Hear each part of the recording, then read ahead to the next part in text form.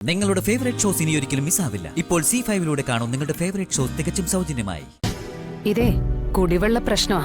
ഞാൻ പറഞ്ഞില്ലേ, മേയറേക്കാൾ വലുതൊന്നും അല്ല collector. Shut up.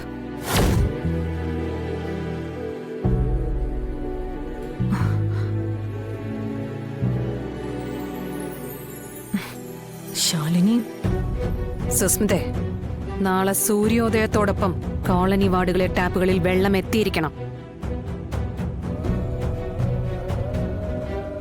Collector Shalini അല്ല ഈ പറയുന്നത്, ശാലിനി വിഷ്ണു.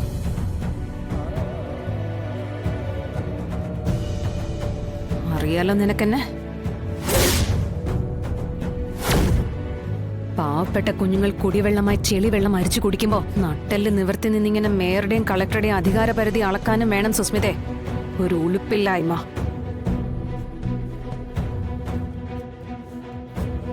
നീയൊന്നും ഒരിക്കലും നന്നാവില്ല.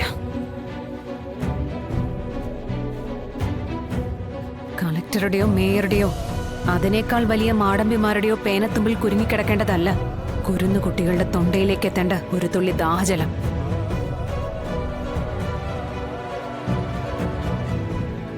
അതൊക്കെ അറിയണമെങ്കിൽ ആദ്യം മനുഷ്യനാവണം.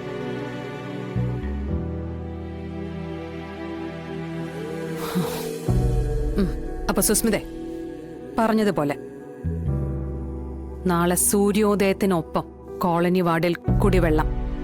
Yes ma'am.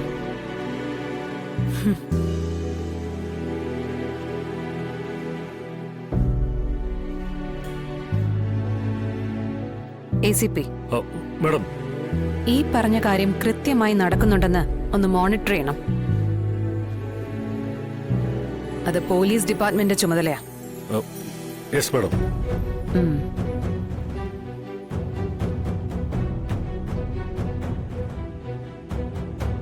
എന്താ സരോജ മെമ്പറെ, സന്തോഷായില്ലേ? ആയി മാഡം.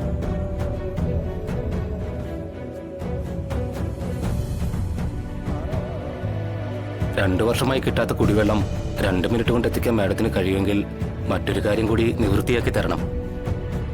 മാലിന്യ പ്രശ്നമാണ് മാഡം. ചോദിക്കാനും പറയാനും ആളില്ലാത്തത് കൊണ്ട് നാട്ടുകാർ മാലിന്യം മൊത്തം കൊണ്ടു തള്ളുന്നത് ക്ഷേത്രഭൂമിയിലാണ്. ക്ഷേത്രം ഇരിക്കുന്നതും നഗരസഭാ പരിധിയിലാണ്. വൃത്തിയാക്കി കൊടുക്കാം നാളെ തന്നെ. ക്ഷേത്ര പരിസരത്ത് പാലും വെണ്ണയും ഉറഞ്ഞു കട്ടിയായിരിക്കുന്നു എന്ന് തിരുമേനി പറഞ്ഞെങ്കിൽ ഞാൻ പറഞ്ഞേനെ അത് നാളെ കോരിക്കളഞ്ഞാ മതിയെന്ന്. പക്ഷേ കുന്നുകൂടി കിടക്കുന്നത് മാലിന്യമാണ്. അതുകൊണ്ട് ഇന്ന് തന്നെ വൃത്തിയാക്കണം. പക്ഷേ ഇന്നെന്ന് പറഞ്ഞാ അത് ഇന്നെന്ന് പറഞ്ഞാൽ ഇന്ന്.